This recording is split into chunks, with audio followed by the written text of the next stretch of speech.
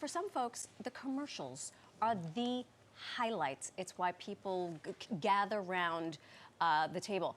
That's where Doug Zarkin comes in. You've been waiting so patiently. Hello, sir. I've been enjoying it. We got to talk Giants off air. Oh, God. San Francisco or New York? How much No, time New do you York. have? New York. How much time do you have? I got a little bit. We'll talk. We'll need it. We'll talk. Are you rooting for anyone on Sunday? San Francisco. I mean, the Okay. Purdy story is just epic. To go from last to first, it doesn't get better than that. Okay, so you're here to talk to us about ads. Yeah, $7 million for a 30-second commercial.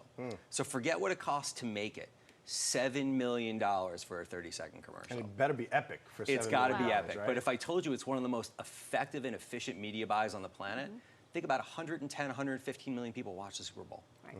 So it's a great opportunity to reach a lot of people. Most importantly for brands, it's an amazing opportunity to become part of the culture. Okay. But it's a win big, lose big. Right. You know, it's a win big, lose big. Can we do a quick walk down memory lane? Yeah, absolutely. Of some of the best Absolutely. commercials. Who do we have first? So Star? this, I think, is the commercial that got me into the world of marketing. Really? Yes. The Mean Joe Green. Me and Joe Green, 1979. This Wow. commercial actually didn't debut on the Super Bowl, if you can believe it. It debuted in October, but it was so good that they decided to run it. So this is a great example of just great creative is always great creative, regardless of when you run it. Have a Very Coke memorable and a for me. I smile. remember that as a kid. That's Mean Joe Green being, again, as mean and as big as he could be, and this kid warming his heart by offering him a Yeah. Coke after a game in Yeah. which he lost. They nailed it. It's one of the best pieces of creative in all times, which is fantastic. And then the next one, which my cousins still talk about. So you want to talk about disrupting? I remember this vividly. Millions of people went to their remote control or screamed at their kids or their wives or their husbands saying, "What did you do?" Tubi completely broke through the third wall with what they did with their piece of creative. People thought that they changed the channel. Yes. Right. And what an epic way to show what you do as a brand by literally freaking people out. Everybody started screaming. This either drove more subscriptions or annoyed people that they would never join. This is an all or nothing, but it's absolutely brilliant, and we're still talking about it. What I was going to say, is that the mark of success, how much money you make, or the fact that people still talk about it years later? So there's an old adage, there's no such thing as bad press. There is such things as bad press. But with the Super Bowl, if you really want to win, yes, it's about selling product, but you want to be in that cultural conversation.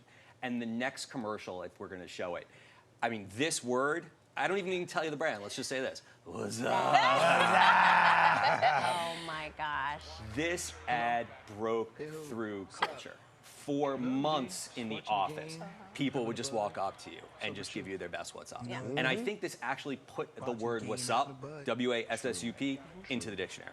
But an amazing spot that really talked about how this brand works into culture, how it becomes part of the conversation, and the fact that we're still talking about it today. Again, epic brand. And it's really just an uttering. It's not even a word. It's just a... This commercial probably cost next to nothing to make, but it ran, they did a sequel to it, these guys became celebrities for a moment, and it just really talked about how Budweiser is part of that friendship group. It's part of what you do every day.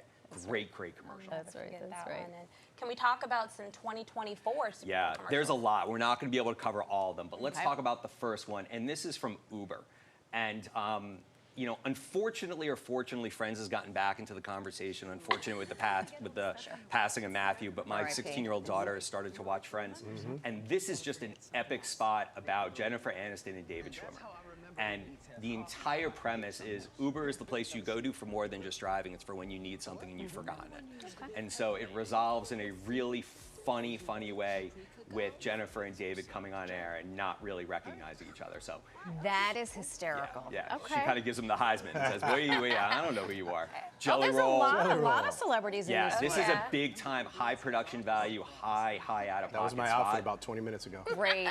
But Love it. great piece of creative. This will run for a very long time. Yeah, It's a I great agree. spot. And next one, Kia. Kawasaki? Oh, Okay, Kia or so Kawasaki? Kawasaki. All right. So this is an example of win big, lose big. Okay. This is for one of their off-road vehicles, and what they basically do is they dimensionalize the mullet. Business in the front, party in the back. And again, here, this is for their new off-road vehicle. Will this sell a lot of product? I don't know. But this is something that people will be talking about well after the Super Bowl. And the spot resolves itself with a great epic cameo by Stone Cold Steve Austin. So it just, I think, brings to life a little bit of the culture of the product. They Right. know who they are.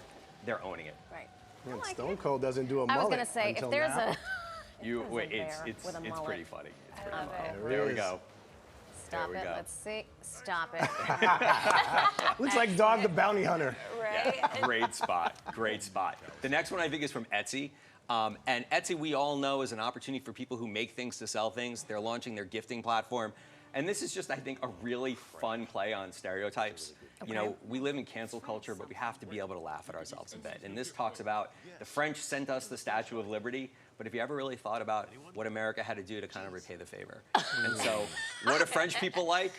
Cheese. Cheese. So they gift them a nice cheese board. And again, it's a great way to kind of bring about a new functionality within the Etsy platform in a fun way. And again, haters are going to hate, but this spot is just energetic and fun, and I think will give people a good laugh. Fantastic. Doug, you've got a lot packed into that Yeah. head of yours. Thank you for sharing. And you're also an author. Tell us Yeah, about launched your my book real first quick. book, Moving Your Brand Out of the Friend Zone, about how to strengthening that value equation between brands and consumers. Available on Amazon and Kindle. Fantastic. Very Thank you so nice. much for joining us. Thanks for having me. I you. appreciate it. All right.